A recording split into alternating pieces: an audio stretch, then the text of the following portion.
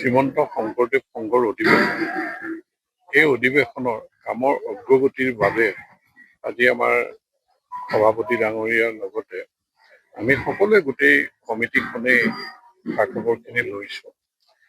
আমাৰ কাম কাজ ঠিকেই চলি আছে, অগ্ৰগতি ভাল। আমি ইয়াত লাখ লাখ আমাৰ অতিথিক আদৰিবৰ কাৰণে 6, 7 আৰু 8 ফেব্ৰুৱাৰীত যি অসমৰ বিভিন্ন প্ৰান্তৰ পৰা, অসমৰ বাহিৰৰ পৰাও আহিব, তেওঁলোকক আদৰিবৰ কাৰণে আচলতে আমি আদৰণি সমিতি সাজু বুলি আজি আমি ক'ব পাৰোঁ। আপোনালোকে দেখিছে কামৰ অগ্ৰগতি, নামঘৰ প্ৰায় সম্পূৰ্ণ।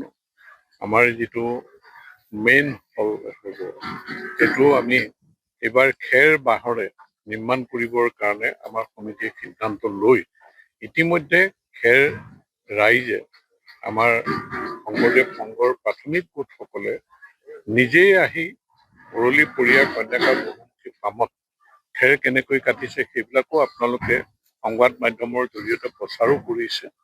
যে মানুহৰ সাংঘাতিক উৎসাহ আগ্ৰহ, যে আমাৰ জিলাখনৰ বিভিন্ন প্ৰান্তৰ পৰা যিখিনি প্ৰাথমিক গোট আছে সকলোৱে আহিছে। আজি কলিয়াবৰৰ পৰা আহিছে, আমাৰ জিলাই নহয় বাহিৰৰ জিলাৰ পৰা, বিশ্বনাথ চাৰিআলিৰ পৰাও আহিছে। যে সহযোগিতা ভাল, মানুহে আন্তৰিকতাৰে গ্ৰহণ কৰিছে। এই অধিৱেশনখন সৰ্বাংগ সুন্দৰভাৱে আমি যাতে পাতিব পাৰোঁ, আমাৰ আতিথ্যত যাতে অকণো গণ্ডগোল নহয়। খোৱা বোৱা, আমাৰ যিটো আসন বা আমাৰ যিখিনি প্ৰস্তুতি লাগে, থকা মেলাৰ কাৰণে যিখিনি লাগে, আমাৰ প্ৰদৰ্শনীৰ পৰা আৰম্ভ কৰি গ্ৰন্থমেলা বা যিখিনি আনুষংগিক আছে, সকলো দিশতে আমাৰ চাপ সমিতি সমূহে খুব শৃংখলাবদ্ধভাৱে আৰু আন্তৰিকতাৰে কাম কাজখিনি কৰিছে।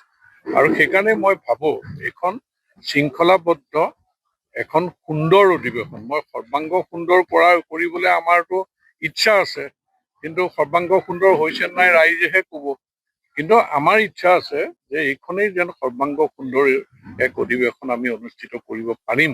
বিশ্বাসটো এইকাৰণে জন্মিছে যে ৰাইজৰ সহযোগিতা অকল শ্ৰীমন্ত শংকৰ সংঘৰ মানুহখিনিয়ে নহয়, গুৰুজনাৰ নামত যিখিনি ধৰ্মীয় সংগঠন আছে, সেই সমাজেই হওক বা বিভিন্ন যি এখন ভাগৱতী সমাজেই হওক, ইয়াত যোগী সন্মিলনেই হওক বা বৈদিকেই হওক, যে সকলোৱে ইয়াত দল মত নিৰ্বিশেষে গুৰুজনাৰ নামত থকা সকলো সংগঠন, সামাজিক সংগঠন যিখিনি আছে, সকলোৱে হিন্দু মুছলমান খ্ৰীষ্টান সকলোৰে সহযোগত আমি সুন্দৰকৈ অধিৱেশনখন পাতিবৰ কাৰণে সক্ষম হ'ম বুলি এক বিশ্বাস জন্মিছে।